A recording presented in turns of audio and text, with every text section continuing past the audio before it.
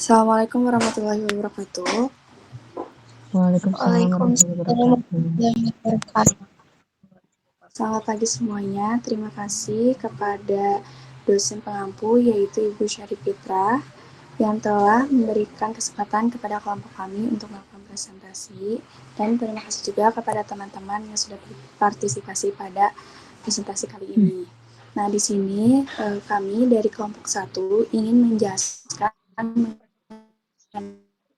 mengenai jenis-jenis media elektronik BK yang beranggotakan Helides Sapitri Isnaini, Walanur Alima, Ashifa Ismi Salis, Aulia Ashifani Putri, Alia Nurfauziah, Putri Afriyandi. Kepada pemateri 1, saya persilahkan.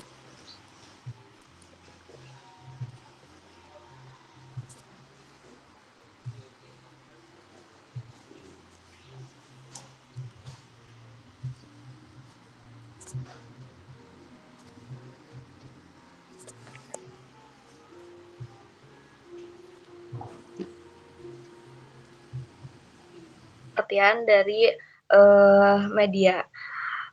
Kata media ini berasal dari bahasa Latin yaitu medius. Nah, di mana medius ini ternyata merupakan kata jamak dari kata medium. Sebagaimana yang kita ketahui bahwa medium ini memiliki arti tengah, perantara atau pengantar.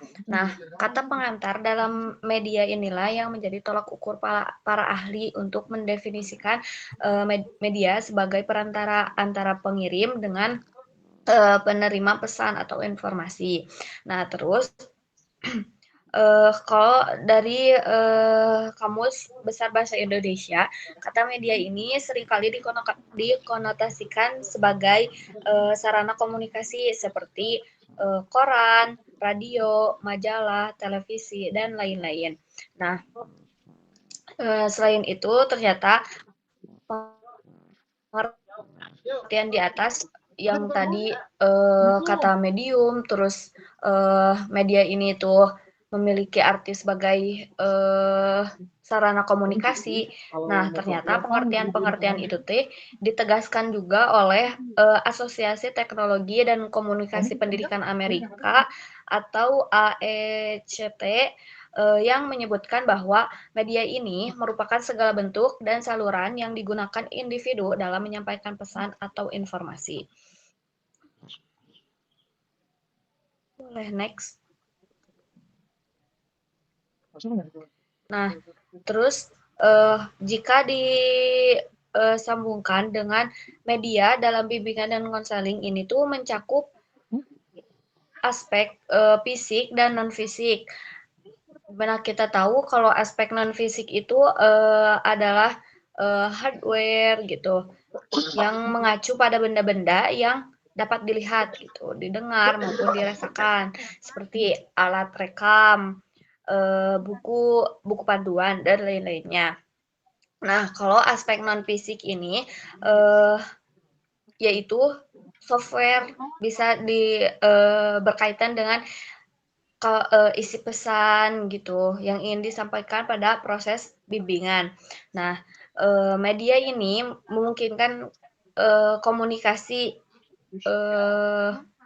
dan interaksi antara konselor dan konseli dengan lebih efektif, baik melalui pemanfaatan teknologi, benda fisik maupun lingkungan sekitar. Maka jika disambungkan kata media dengan bimbingan konseling, jika dikaitkan gitu ya, penggunaan media dalam bimbingan dan konseling ini tuh dapat membantu kelancaran proses pendampingan sehingga tujuan yang diharapkan dapat tercapai secara optimal. Kenapa seperti itu? Karena tadi kita dari awal kata media ini tuh memiliki arti jamak dari kata medium, di mana medium ini tuh memiliki arti pengantar. Selain itu juga tadi menurut KBBI kata media ini tuh sering dikonotasikan sebagai alat untuk menyampaikan informasi gitu, atau alat yang digunakan sebagai berjalannya komunikasi gitu. Maka dari itu media dalam bimbingan dan konseling ini tuh mencakup aspek-aspek yang dapat terjadinya penukaran informasi atau adanya komunikasi di antara keduanya gitu. Terus next.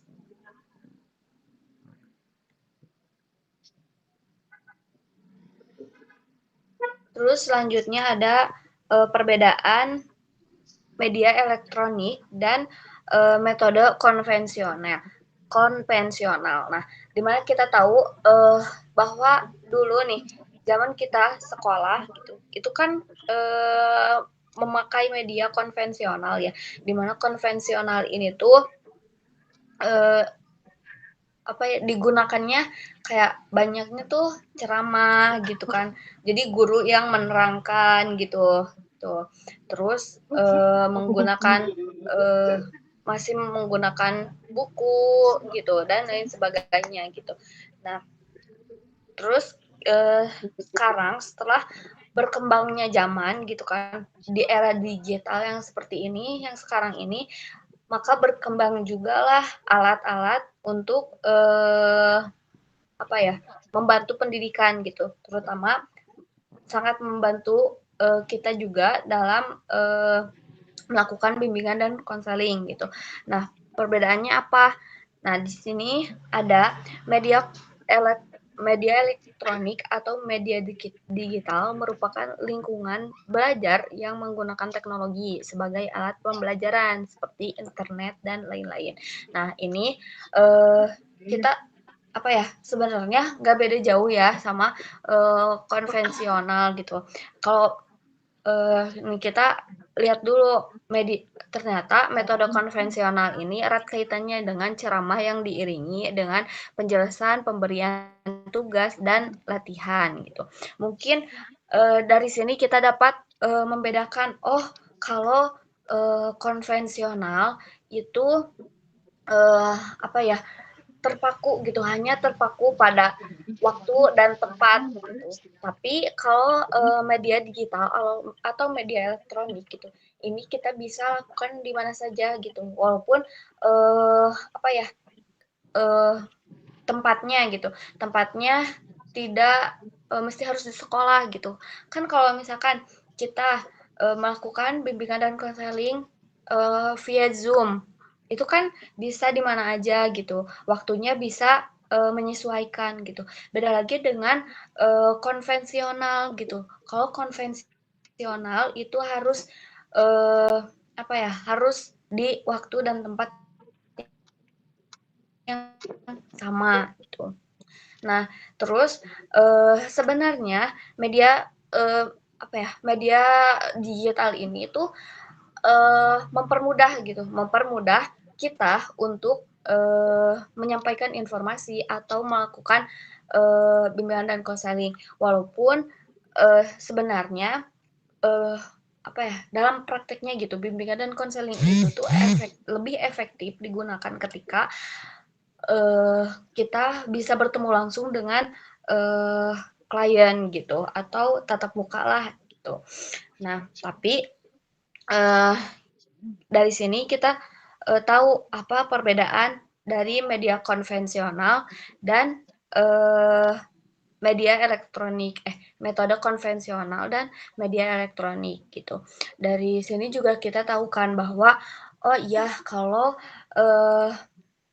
media konvensional ini hanya terfokus kepada ceramah, sedangkan media elektronik ini kita bisa dengan game misalnya, dengan kuis gitu.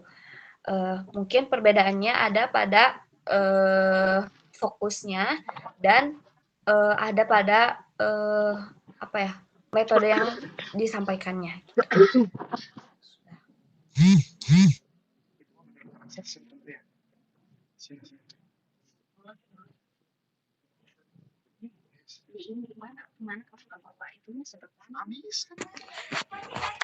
Selanjutnya, di sini saya akan membahas mengenai Hel kayaknya kejauhan soalnya sebelumnya tujuan dulu.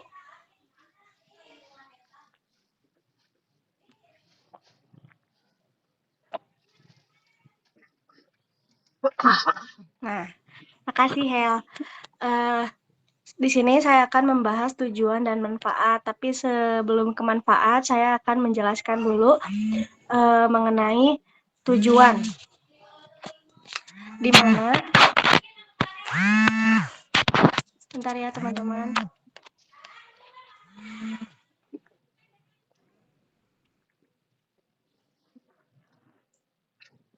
Di mana saya akan menjelaskan tentang tujuan. Sebenarnya teman-teman, tujuan dari media elektronik BK itu sendiri membawa dampak banyak yang sangat baik bagi bimbingan dan konseling. Kenapa? Karena dengan adanya teknologi digital, siswa dan konselor tuh dapat berinteraksi lebih mudah tanpa terbatas oleh ruang dan waktu.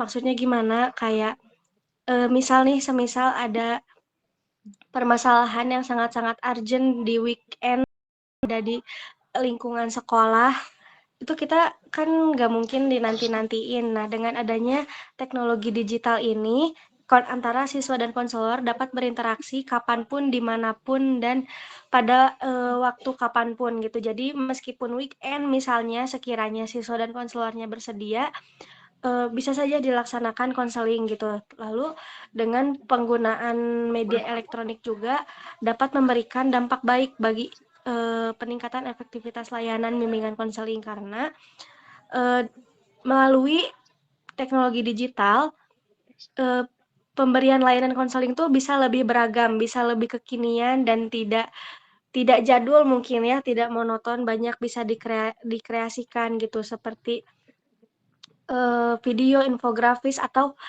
aplikasi interaktif. Contohnya sekarang banyak kan curhat online gitu. Nah, tapi kalau misalnya dikonotasikan ke bimbingan konseling, bisa saja membuat aplikasi interaktif tentang konseling online gitu. Terus melalui format digital.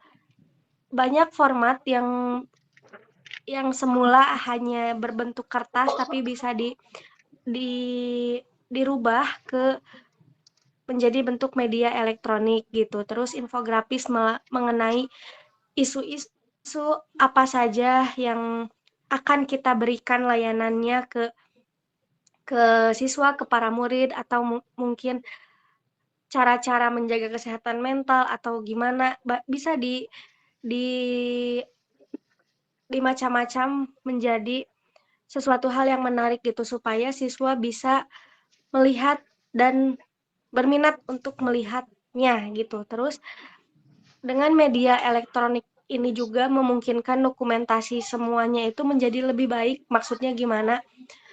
Misalnya ada dokumen penting atau data hasil konseling hari ini, kan mungkin jika kita hanya menulis, itu bisa saja ada kemungkinan hilang. Tapi jika di foto, di Word, atau di PDF, atau ya apapun itu di media elektronik, itu bisa tersimpan dengan rapi sampai kapanpun gitu. Mungkin, tapi minusnya kalau misalnya hanya mengandalkan dokumentasi ini pada media digital saja, bisa saja kemungkinan error, hilang filenya, atau yang lain sebagainya. Tapi plusnya, jika file itu tidak error, jika tidak hilang, bisa digunakan untuk jangka panjang. Jadi sebenarnya lebih baik jika dokumentasi ini digabung aja gitu. Jadi soft file-nya ada, hard file-nya juga ada gitu. Jadi pada intinya tujuan dari media elektronik, media digital ini bagi bimbingan konseling sangat berpengaruh besar dan sangat membawa dampak baik karena meluaskan, memudahkan konselor dan konseli melaksanakan konseling, memudahkan konselor untuk memberikan layanan secara kekinian gitu agar tidak monoton. Nah, terus selanjutnya manfaatnya apa saja? Boleh di next, Hel?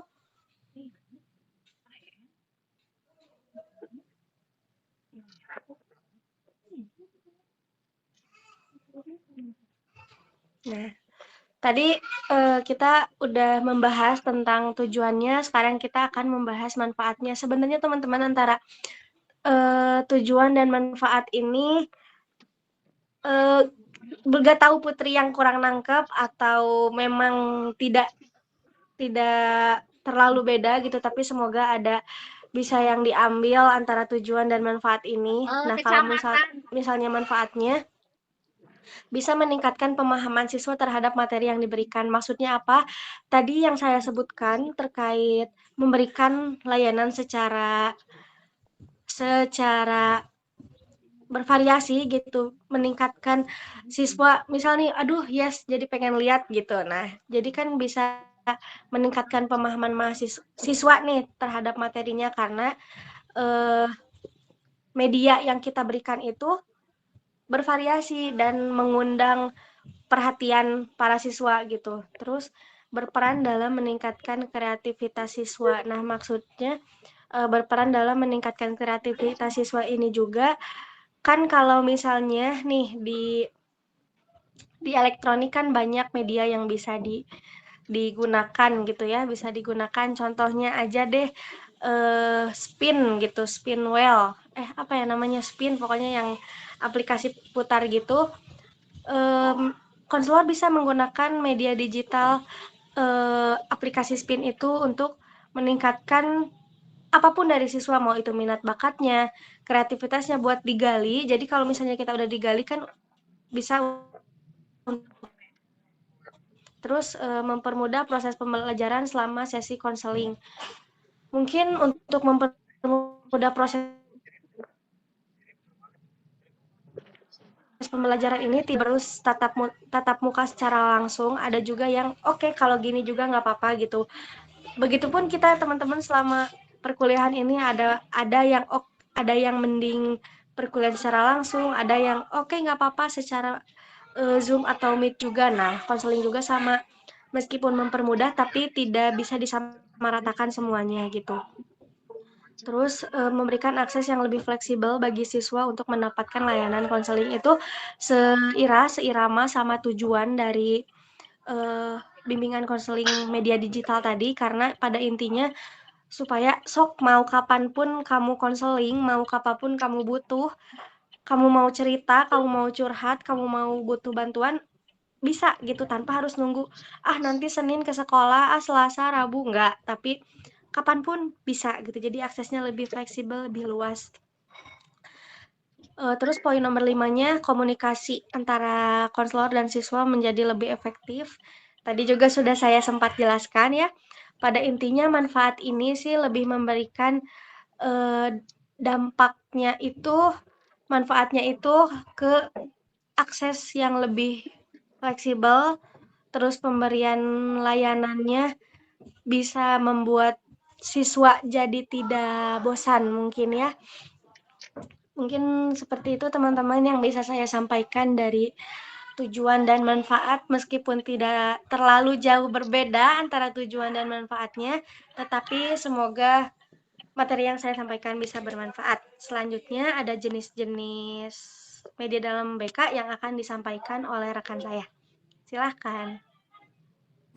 Baik, di sini saya akan menjelaskan mengenai jenis-jenis media elektronik dalam BK, yaitu perangkat kerasnya. Yang pertama, komputer atau laptop. Nah, komputer atau laptop ini digunakan oleh guru BK untuk menyimpan data siswa gitu, sehingga datanya itu tersimpan dengan rapi.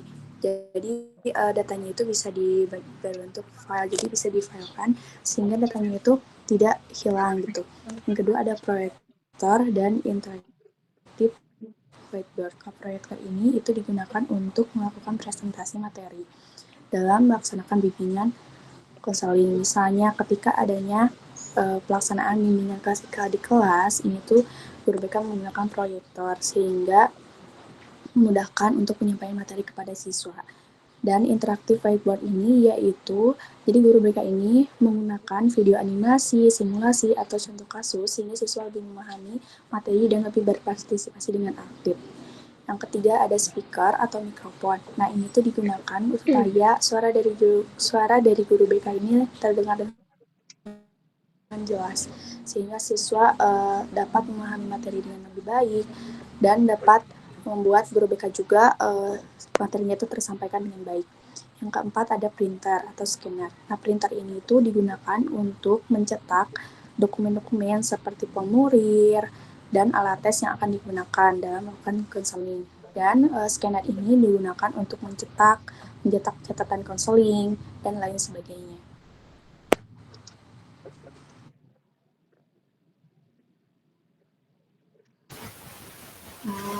Berikutnya ada televisi. Nah, televisi sebetulnya televisi dan radio ini tidak jauh berbeda. Hanya saja di televisi kita bisa menampilkan gambar yang mana dengan bantuan televisi dan radio ini kita sebagai guru BK dapat memberikan informasi mengenai peristiwa atau pengetahuan lain mengenai kesehatan mental terhadap siswa, namun tidak bisa disiarkan ulang. Jadi itu hanya siaran langsung saja. Lalu selanjutnya ada video recorder atau kamera.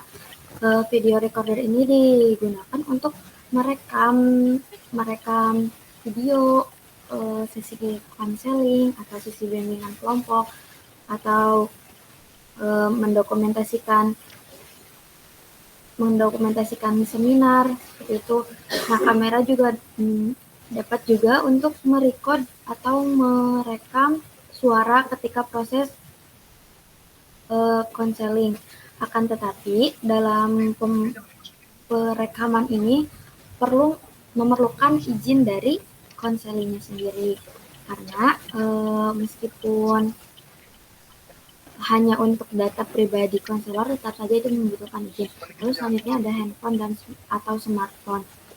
Ini mungkin lebih ringkas daripada komputer, laptop, video recorder atau kamera dan lain-lainnya karena handphone ini tuh biasanya selalu dibawa-bawa ya. Handphone juga bisa digunakan sebagai video recorder atau sebagai kamera, dapat juga menjadi mengganti komputer atau laptop untuk menyimpan database siswa.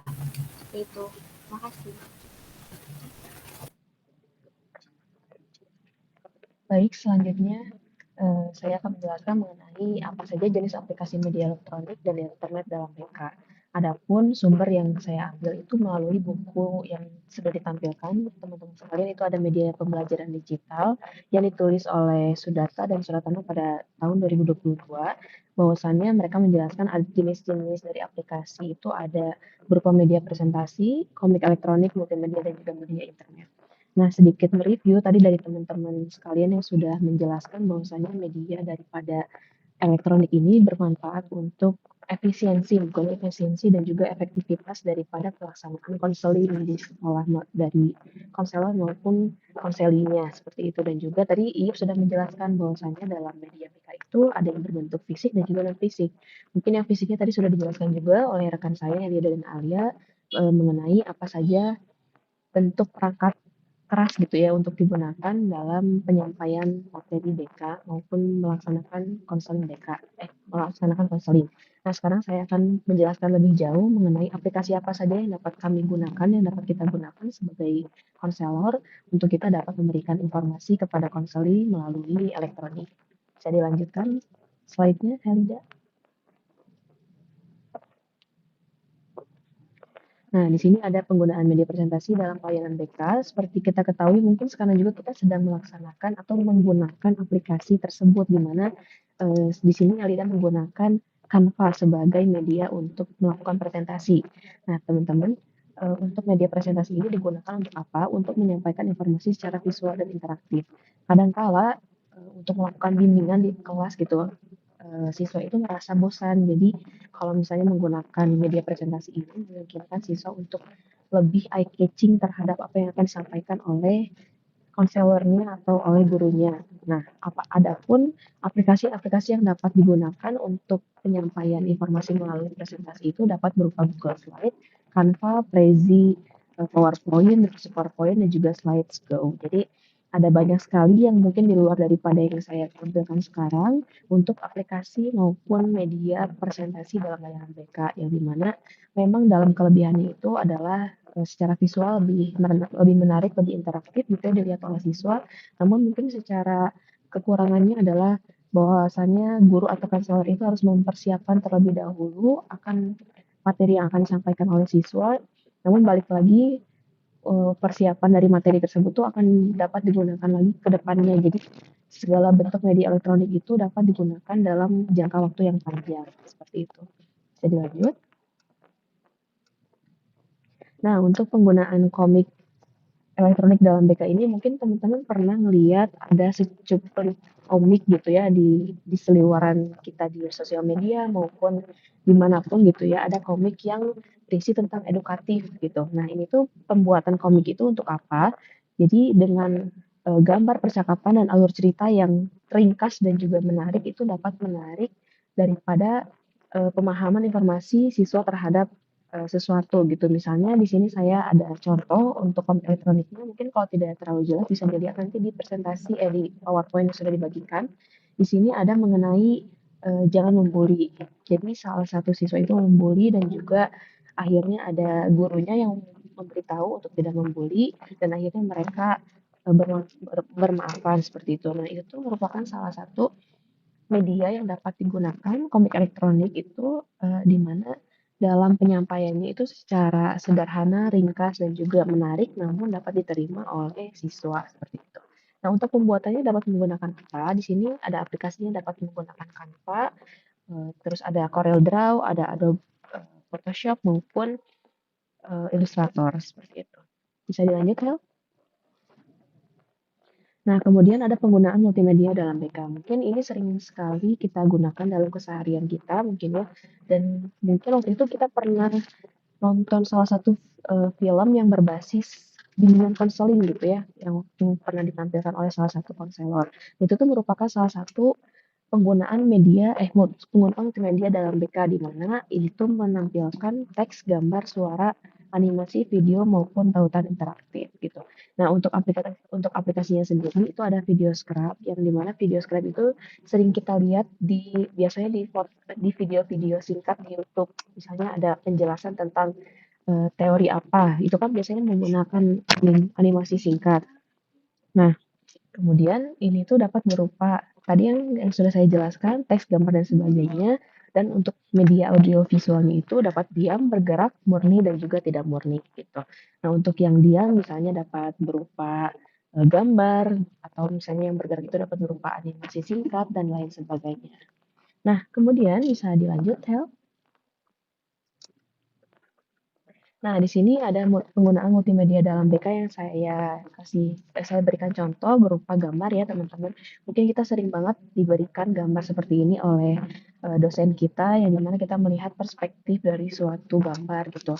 Terus kita misalnya dikasih pertanyaan, ini ada berapa hewan, ada berapa gambar dalam foto ini. Nah, itu tuh salah satu penggunaan multimedia dalam BK karena di mana konselor itu menggunakan gambar sebagai media utamanya seperti itu. Jadi dengan adanya media ini dapat memungkinkan anak-anak untuk tadi seperti yang Putri sudah sampaikan, manfaatnya adalah untuk membuat segala bentuk penyampaian informasi itu tidak boring atau lebih menarik, interaktif dan juga memicu minat siswa dalam berkontribusi dalam pembelajaran konseling seperti itu.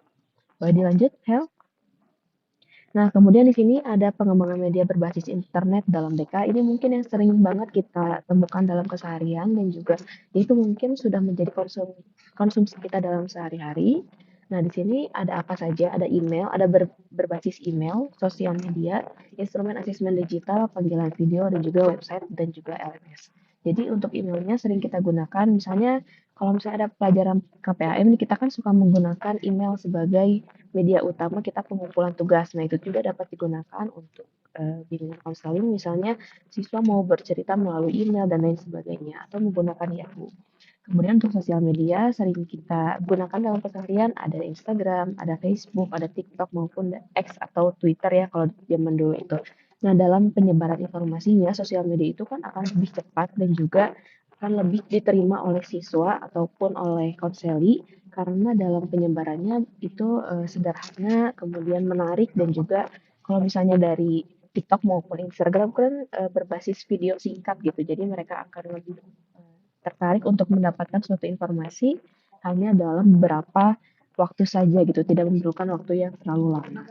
Seperti itu maupun video-video edukasi mengenai konseling dapat disampaikan di sosial media karena penyebarannya akan lebih jauh dan juga sederhana gitu dalam penyampaiannya. Kemudian di sini ada instrumen asesmen digital. Jadi instrumen asesmen digital itu fungsinya untuk apa? Untuk menghimpun data-data yang dibutuhkan oleh konselor. Bisa berupa SurveyMonkey atau Kahoot atau Quizzes maupun Google Form gitu. Jadi dengan instrumen digital ini memudahkan konselor untuk memperoleh data dari siswa dan juga siswa tidak menjadi bosan ketika ada pertanyaan yang dibutuhkan oleh konselor namun tidak memerlukan secara verbal gitu. Ya secara verbal seperti itu.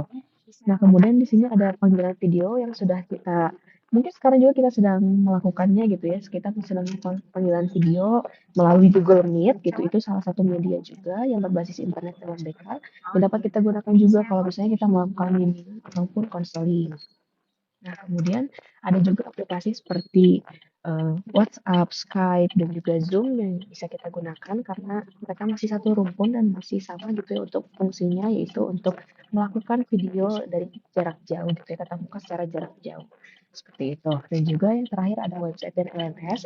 Untuk website, kita seringkali menemui website yang berkaitan dengan psikologi atau yang berkaitan dengan konseling gitu ya dan juga LMS itu artinya Learning Management System maksudnya adalah aplikasi pembelajaran yang sering kita gunakan misalnya dalam keseharian itu adalah Google Classroom itu kan kita sudah menggunakan juga kemudian ada Edmodo, ada Blogspot dan juga lain sebagainya seperti itu dan di sini saya akan memberikan salah satu contoh daripada website yang sering kita gunakan dalam penyampaian BK. Silakan Hel dilanjut.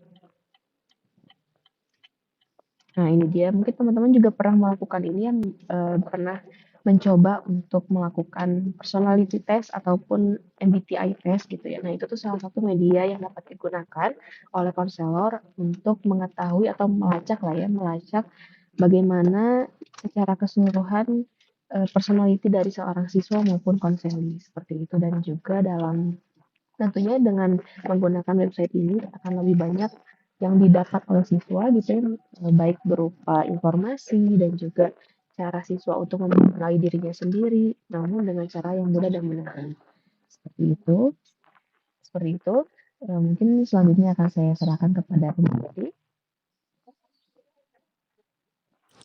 Baik, di sini saya akan menjelaskan mengenai jenis-jenis media BK untuk KMK. Nah, yang aku dapetin itu ada 3. Yang pertama aplikasi terapi wicara. Aplikasi terapi wicara ini digunakan untuk anak yang speech delay, yang mengalami gangguan bicara. Nah, di dalam aplikasi ini itu terdapat animasi, kemudian terdapat latihan untuk berbicara, ada permainan juga gitu. Nah, sehingga anak-anak itu lebih memahami materi, kemudian lebih bisa berbicara gitu loh. Bukan lebih bisa berbicara, maksud saya itu jadi anak-anak itu bisa adanya peningkatan untuk berbicaranya gitu karena di sana itu terdapat video animasinya, kemudian terdapat juga gambar serta latihan untuk berbicara. Nah, selain itu, fitur dari aplikasi ini juga itu tuh terdapat adanya umpan balik. Jadi dapat dilihat gitu apa yang perlu ditingkatkan dan sudah meningkat. Kemudian ada permainan juga sehingga membuat anak itu tidak boring gitu dan juga ada pemantauan untuk kemajuan untuk anak sehingga guru BK ini dapat menyesuaikan strategi layanan dengan efektif. Nah, yang aku tahu itu di Indonesia itu ada salah satu aplikasi yang namanya BIMU. Aplikasi ini tuh digunakan untuk anak speech delay juga yang di aplikasi ini tuh diterbitkan ya. Jadi aplikasi ini tuh dibuat oleh anak-anak dari atau mahasiswa Telkom. Nah, didapatkan di dalam aplikasi ini tuh terdapat fitur umpan balik, adanya hasil tes evaluasinya, kemudian adanya gambar-gambar untuk memvisualisasikan antara yang nyata dengan virtualnya. Nah, yang kedua itu adalah aplikasi Adobe Flash. Jadi aplikasi Adobe Flash ini digunakan untuk anak yang autis. Di dalam aplikasi ini itu terdapat video animasi, teks, dan pemrograman. Sehingga materi yang disampaikan oleh guru BK ini dapat tersampaikan dengan baik. Yang ketiga ada video conference, chat, atau forum. Di dalam ketiga aplikasi ini itu dimana digunakan oleh guru BK untuk menyampaikan materi, menyampaikan tugas, dan untuk berkomunikasi dengan orang tua, anak, dan guru BK itu sendiri. Sehingga komunikasi ini dapat berjalan dengan lancar dan melihat perkembangan siswa dari waktu ke waktu.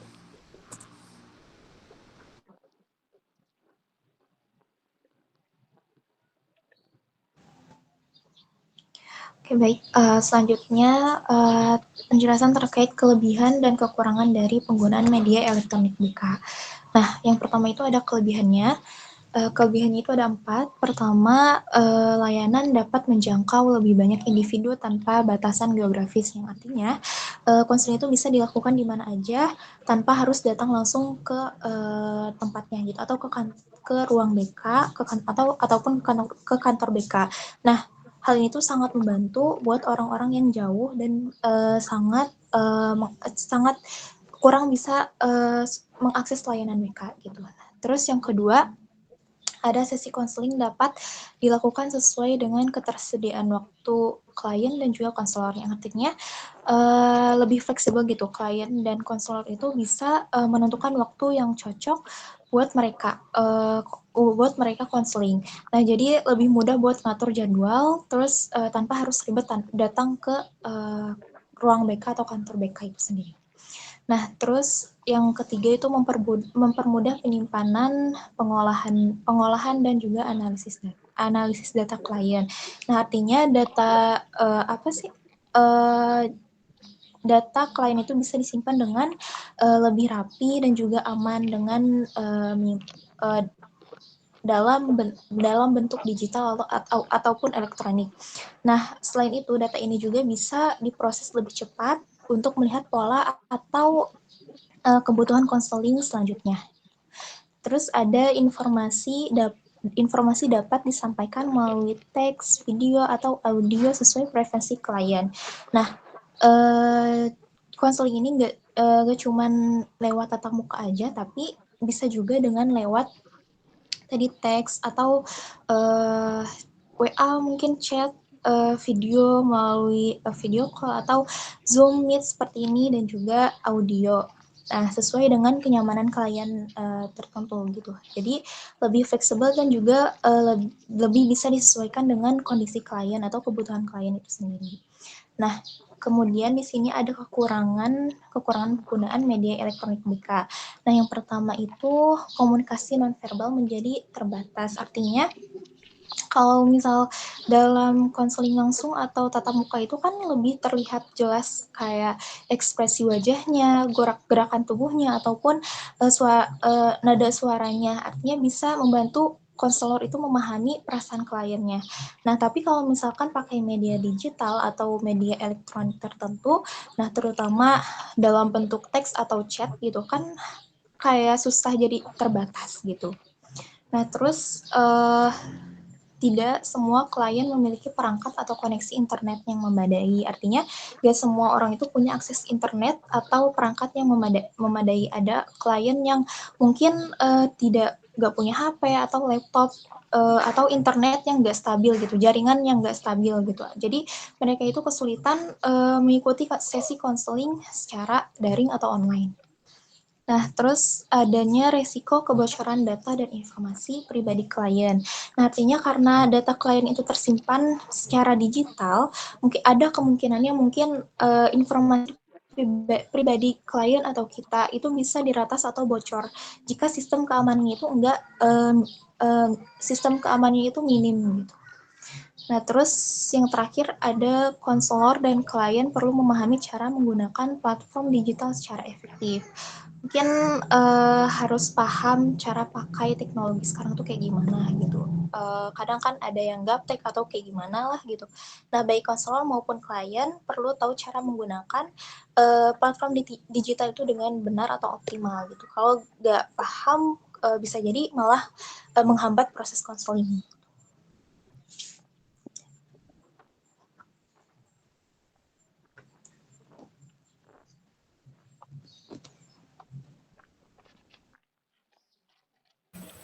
Baik, selanjutnya ada tantangan penggunaan media elektronik dalam bimbingan konseling. Sebetulnya ini tadi sudah dijelaskan ya oleh Lala, ini tidak jauh beda. Yang pertama ada keterbatasan akses teknologi, karena mungkin di daerah-daerah tertentu jaringan internet itu susah ya teman-teman. Terus tidak betul kata Lala tadi, tidak semua siswa memiliki perangkatnya seperti handphone atau laptop atau komputer atau yang lain-lainnya.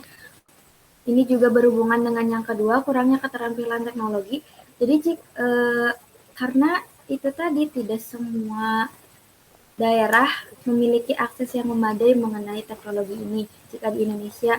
Jadi tidak semua bisa dikatakan banyak yang gaptek lah ya, mau baik gurunya maupun siswanya. Jadi terkadang media elektronik ini jika tetap dipaksakan digunakan akan menjadi tidak efektif. Yang ketiga adalah masalah privasi dan keamanan data. Ya, karena dalam BK ini kan ada akses kerahasiaan yang mana itu harus dijaga.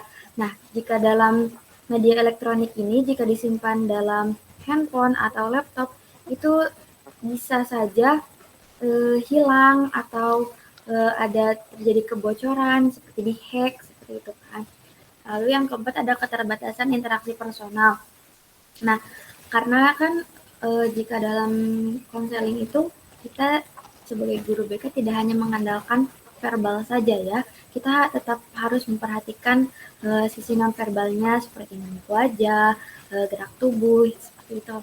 Jadi dalam menggunakan media elektronik ini cukup susah jika digunakan di daerah-daerah yang sulit untuk dijangkau oleh akses internet, akses teknologinya seperti itu.